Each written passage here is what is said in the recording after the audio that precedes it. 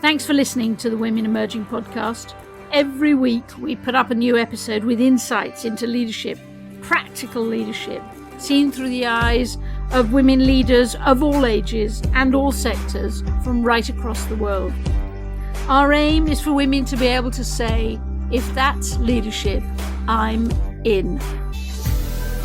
Don't forget to subscribe to the podcast and join Women Emerging on our website, womenemerging.org. That's womenemerging.org for more fabulous free leadership content.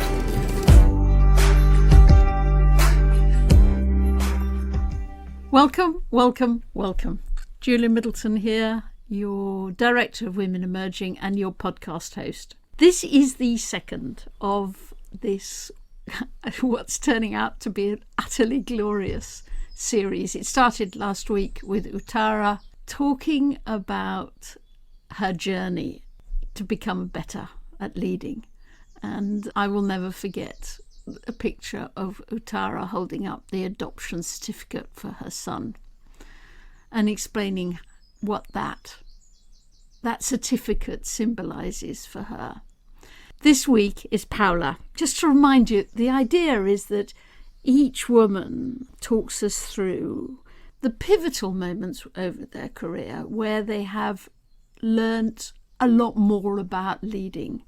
And to illustrate each moment, they choose an object and talk about it and why that object is the right one, which is why Uttara spoke about the adoption certificate for her son. This week it's Paula, who is a film producer, a very successful and wonderful film producer. She's Argentinian, now living in London, and her first object is a photograph of her mother.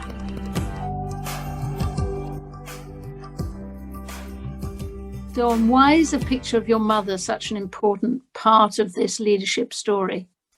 I think, well, there is that thing about if you cannot see it, you cannot be it. And I think my mother is definitely the embodiment of you can see it and you can be it. She is a self-made, absolutely self-made woman in her own intellectual path as a feminist, as a psychologist, as a fighter for human rights, as a fighter for women's rights. In Argentina? Now in Spain, in the last 20 years. Now in Spain. It's been in Spain, but it started in Argentina. And before that, she was an air hostess. In her, she raised me with support from her grandparents, from my grandparents, her parents, and my aunts, and, all together in a tiny house. But she kind of felt that I wanted to travel the world, but we didn't have the resources. And so she decided to become an air hostess so she could make me travel. And I can see her as a long line of sacrifice, but also of inventive ways to lead a new life for herself and myself all the time. And so, yes, it must start with her and a photo of her, definitely. But it particularly starts with you because of that expression you used. She obviously said, like you do sometimes, this is just not possible. Oh, yes, many times. She does, all the time. I mean, she's a forensic psychologist these days, and she works a lot her life is like a 24/7 work on terrible stories of women that need support and a lot of, sometimes I do reflect that it is also to do with her own story. I mean, the fact that she had me like really young, she was a teenage mother and my father was not around and all those things. So I guess when she's helping those women, she's also helping her young self. This is my own interpretation. But I think many times she found the strength and the courage to get out there and think this is not possible. And when have you said that? When did I say that? I said that the first time I considered leaving Argentina behind. I was a journalist there and then.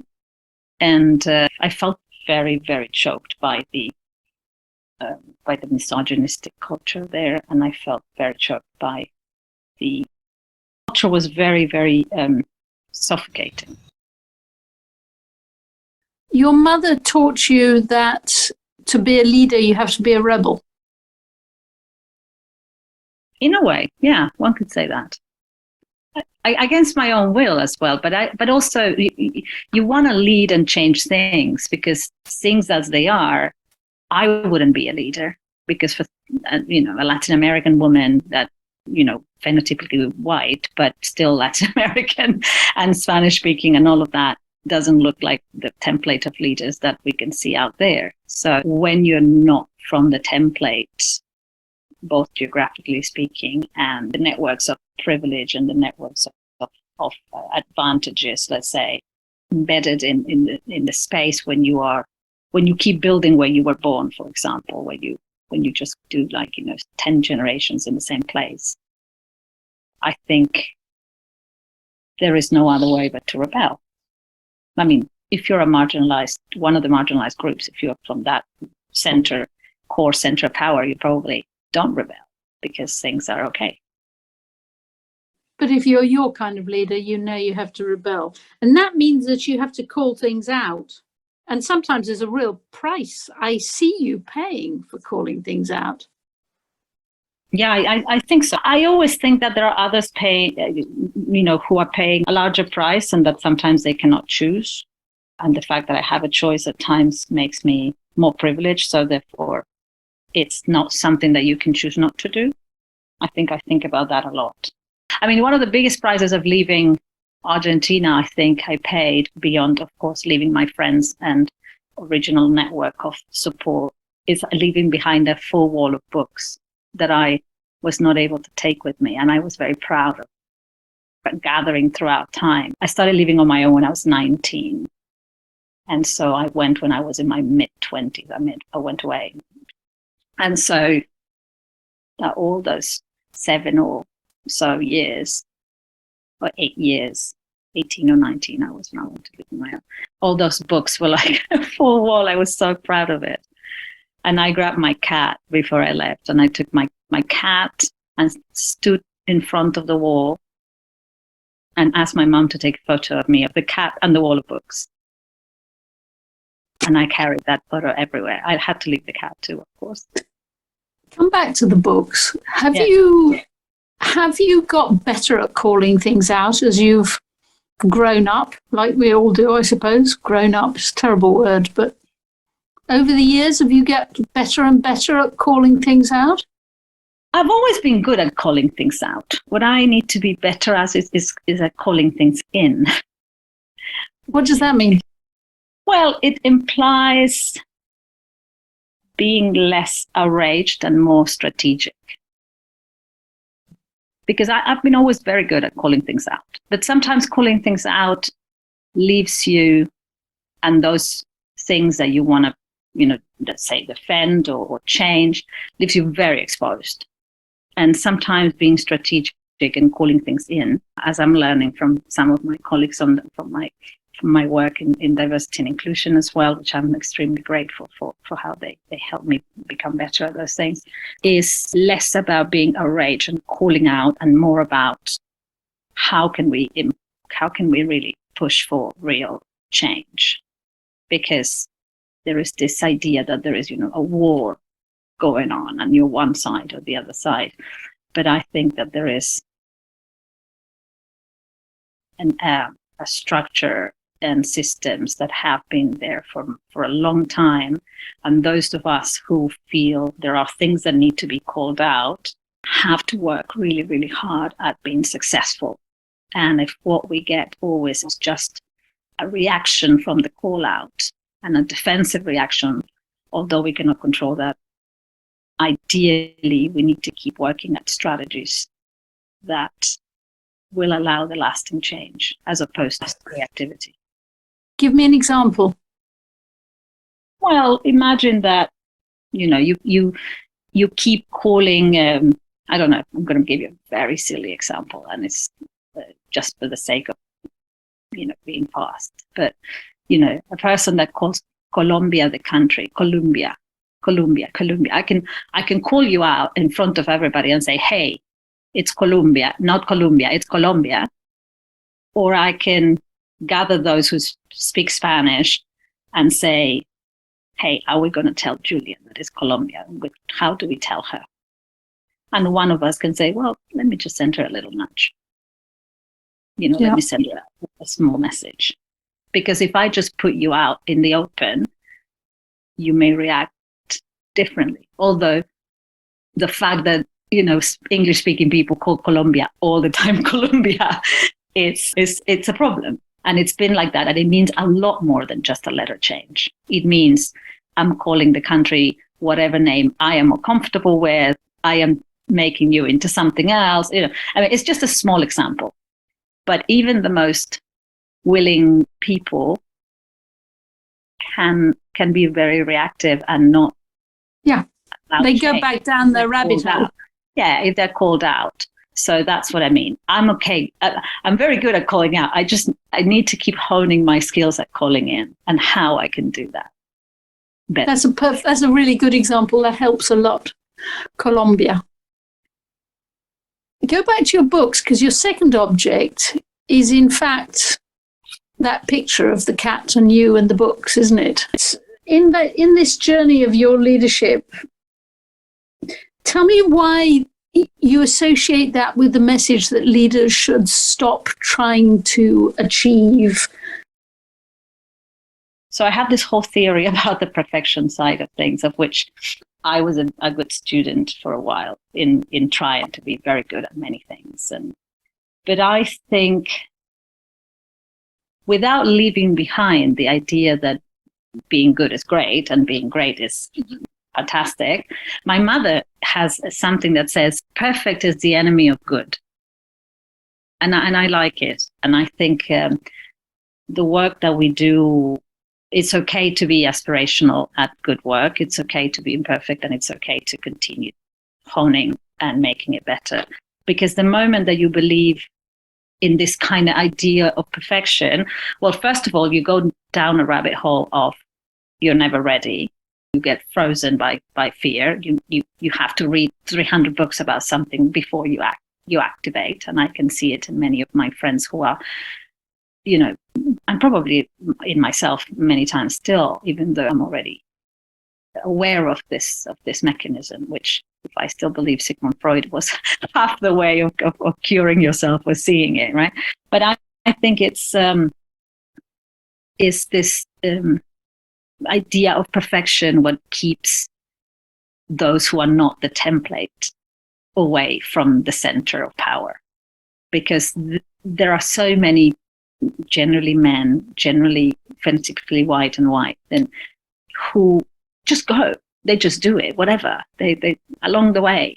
Nobody's calling them as improvised or, terrible at what they do. And even if they are, they come back again and bounce. In Argentina, we have a writer called Roberto Arlt who talks about the cork man. There's like this character he created called the cork man, who always floats. There is like this floating, and he floats. Doesn't matter what happens. And I think that there are many cork men out there all the time floating, while we are trying to become like Olympic swimmers before we touch the water.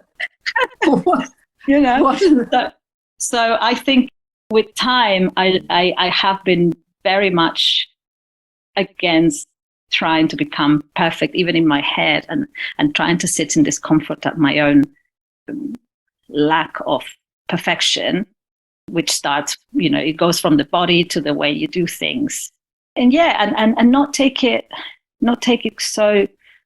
so hard, because then time passes and you're not doing things that you want to do, and you're finding all these excuses and all this, I'm not good at it yet, I cannot show it yet, and there's so many things I still want to do and I want to do. And so I decided that this idea of perfection, this idea of immense knowledge about things, it belongs to an ideology that is not mine, is not constructed by myself, and I'm not that everything needs to be constructed by myself, but I mean in terms of what what fits me, let's say. And it wasn't made thinking of someone like myself and others who don't feel at the center of that narrative, let's say. So the next object goes back to before, if I'm right, it goes back to before you left Argentina, when you were a journalist. Yes. And the object is a tape recorder, and it's a tape recorder that's tied to the drawer by your bed, where you keep all these recordings of these extraordinary, unbelievable people that you spoke to and recorded and did interviews with. Tell us what that teaches you about leadership. I'm always talking about like how important it is where one is going and not so much where one comes from. But I'm not saying that in dismissing someone's roots or dismissing someone's past. I'm saying that in terms of like, make sure that that doesn't weigh in so much that you cannot go forward, let's say, or that you can go somewhere else. There's like this big trauma when you migrate, even if you think I have a good life or I managed to make it all right, which is whoever you were, unless you're going from one house to another house in another country, which was also yours, which is not my case. I arrived in the UK literally not been ever here before and not knowing one single person. So I've never been to London when I came to live in London, right? So there is a whole past that you leave behind that at times is unknown to others, but also has no symbology to others, has no weight for others. You know, remember telling about my past achievements or whatever it was, and people looking at me and going like, you know, I've got no idea about that. I've never read that paper. I don't know what it means. So, or even missing the point and assigning it to Brazil or somewhere. I mean, all that lack of knowledge from the new place. So I think a part of me never wanted to forget that also those things I did as a journalist were a big achievement, because I came from a family that didn't have people in the arts or didn't have people in media. And I was like the first person to have all those things. And at that time it felt important, and I guess I never wanted to let go of that. I tell myself that I have those tapes there because one day I'm going to have time and go back to the interviews listen to them, and listen to them. When you go back, you'll listen to a certain gentleman who I think you recorded, who made you think about levels of bullshit. Levels of bullshit. Well, levels of bullshit. If I think of levels of bullshit, I remember when I interviewed Toni Morrison, and that she was like the most straight talking woman ever. She will call you in, call you out on anything that you didn't get right. And I was probably, 24 at the time. And there she was in all her, magnificent glory as the incredible writer, all encompassing knowledge person she was and is in her work. And that stays with me a lot. I want to go back and listen to Toni Morrison. I did listen to her interview again at one point, like maybe 10 years ago. But there are some others that I cringe at the idea. I mean, I remember interviewing this very white upper middle class, probably a French director, white French director, who was, telling me that the whole world was made at his semblance, like his image was replicated, and he was the template. And it was very clear, he accessed Hollywood stars and he got money to make his films, and he would go east, west, north, and south, and nobody would question what he was doing, even telling all the stories about, faraway lands and faraway cultures, and celebrated for it. So yeah, I mean, that tape recorder I hold very dear. First of all, what did interviewing him teach you about leadership? Taught me a lot about class. Interviewing him taught me a lot about class, a lot about gender, and a lot about resources, and a lot about being very blasé to the fact that you things are given for some people. What I guess is difficult when you understand that so bluntly, and then you have people like Toni Morrison telling you other things and actually telling you brilliant ideas about race and culture and class. And Yoko Ono did the same thing. Yoko Ono, she was fantastic. I did interview her as well. Yoko Ono was different, but yes, she also talked about racism and talked about what it was to be placed as a scapegoat for culture, and yes, I mean all of those women and all of these men that I've interviewed at the time, the men were more templated into the more prestigious template figures, and the women were generally either the rebellious ones, the ones that society will decide to honor at a certain point in their careers when they have been going on for way too long. I mean, they should have been way more recognized beforehand. It must have been amazing interviewing all these people at such a young age. It must have been. Was it your first, actually, introduction to the concept of fake it till you make it? Very good to put it. No, actually, I started at around 18 in radio, and I think that there were a few fake it till you make it characters already there. So I've been introduced to fake it till you make it since I touched on media. I think media has made a lot of that.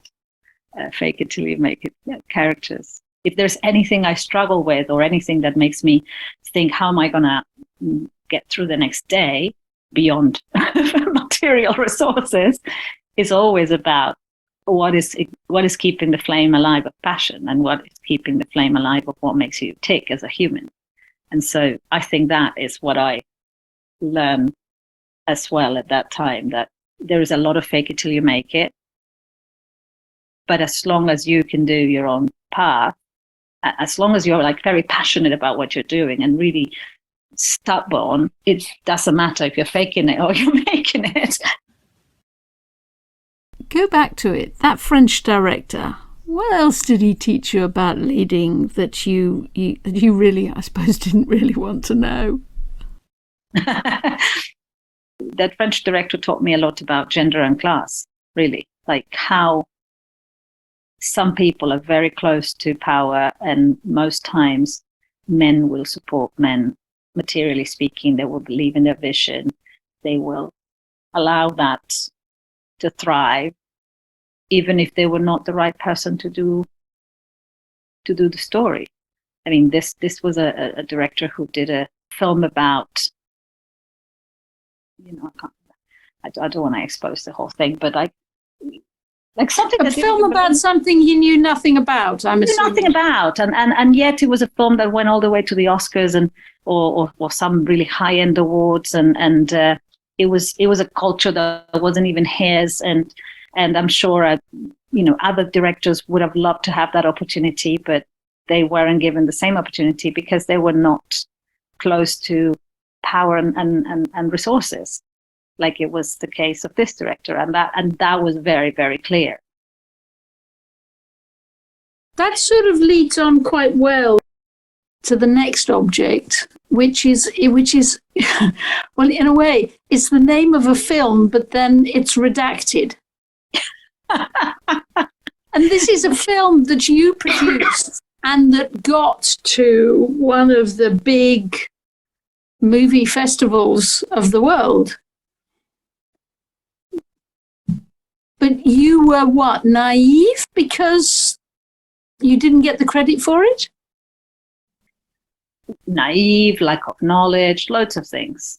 I think also, I remember thinking, and it happens more often than not to most producers. Like most producers will tell you, my first film, I didn't have the producer credit. And then the more I spoke about it, the more I learned that was the case.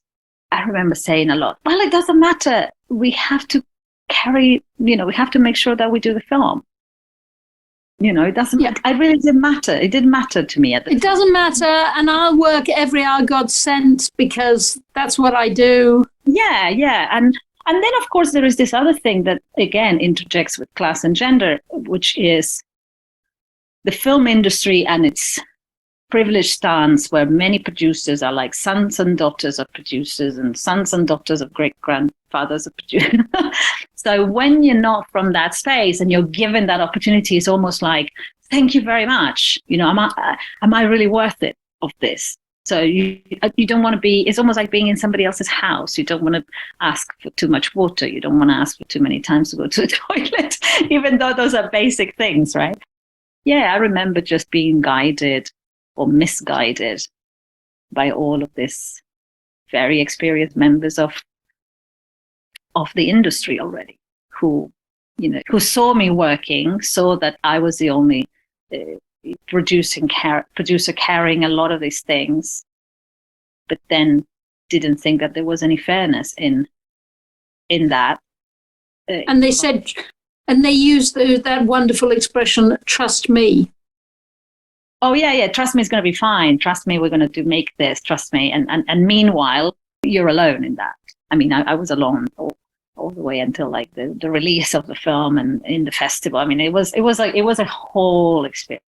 At some point, somebody even wanted to take me out of the film because the director was complaining about something, and I was thinking, wow, this is incredible. I've been working in this film for years. And then of course it was seen that it was not possible because, I mean, it's such a complex process to make a film across years. So the message to that for leaders is understand the system, ask questions of it. I don't know if it's understand the system, because there are things that the system will not reveal before you are faced with them. I think the circle of trust needs to be very deep, but not very big, especially in the film industry works like that, especially when you first start. And if you don't know who your allies are, and if you don't know who your mentors are, and if you've never had a mentor, and if you've never had an ally, and if you kind of felt by coincidence or somebody, I remember in my case, I started in the film industry after studying studying production, which is what I came to study to the UK. A bit like, oh, if you want to do something with very difficult directors, go talk to Paula because she's able to put up with them, kind of thing. So difficult directors sometimes came with big names and prestige. And so it started like that. And so for a while, I was kind of so caught by the system in a way, in awe of these names, in awe of the prestige, not knowing really that this came with all this other burden and where I was the weakest link, let's say. And the fact that I was saying yes to being in that space, I think is also made me a bit complicit of being, this is the way things are. So you'd forgot, by this time you'd began to forget your mother's advice. You weren't being a rebel. No, of course not. Yes, and probably you're right when you say that, because it's also very tiring to be a rebel all the time. It's very tiring. There is no place to rest, There is no time to rest. There is no place to rest. And so somebody said, if you're tired, go rest and come back tomorrow and continue doing what you do. But if the reset was as simple as that, I think we will be just more powerful just by willing to be more powerful. And willingness, I mean, I'm a big daughter of willingness, right? But willingness sometimes has its limitations. And maybe this is me at 50 and not me at 26, because at 26, if you found me, or 30 or 27 maybe, I was like 100% willpower. It would be like anything is possible. Anything and everything is possible. But yeah, or maybe even younger probably, because by then I've already had a few kids. But like, I don't know, 23, let's say, yeah, probably 22, 23. It's weird having this conversation with Paula, because I know just how successful you are. It's extraordinary. It's always a reminder, isn't it, that you see people and you put them on a pedestal like I do you, and you sort of forget how many hits they've had to get to the pedestal, which you're probably wrong to put them on. We're all normal human beings. But you've got a yoga mat as your last. You've got a yoga mat as your last object. Why is that? I have a yoga mat. That saves me from despair.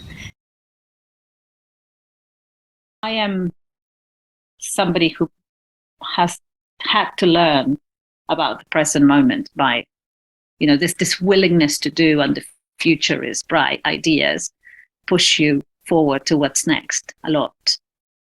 And so you kind of sometimes need to stay in the present. And I think that's yoga mats are very grounding to the present.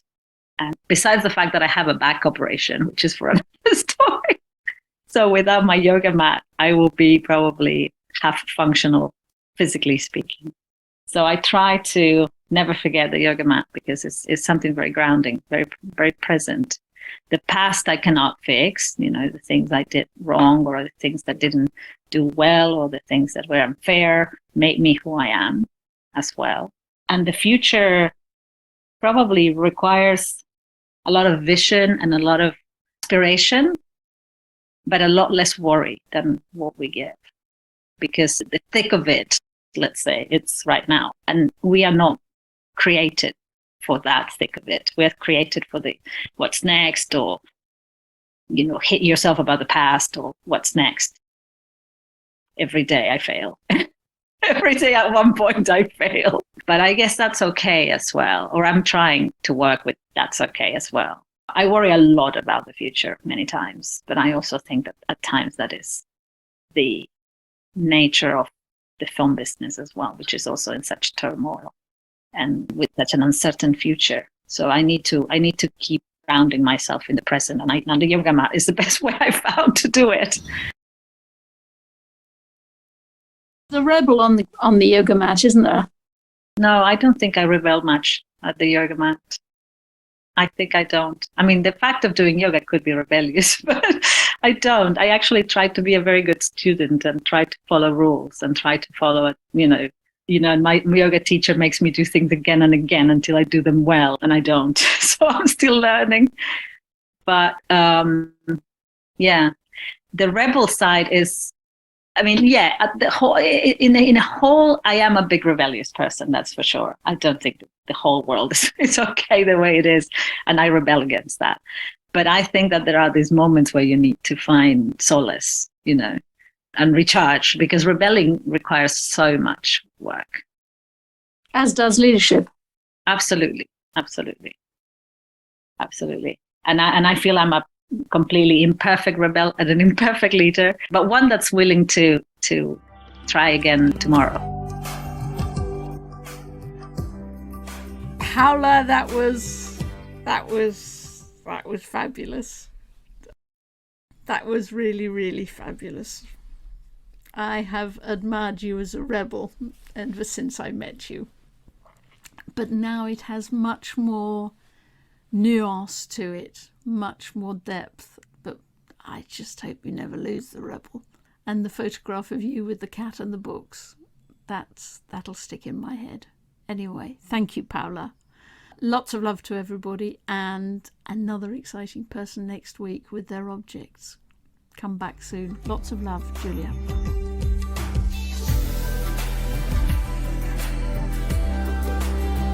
To become part of our movement and share your thinking with us, subscribe to the podcast and join the Women Emerging group on our website at womenemerging.org. We love all of the messages you send us. Keep them coming.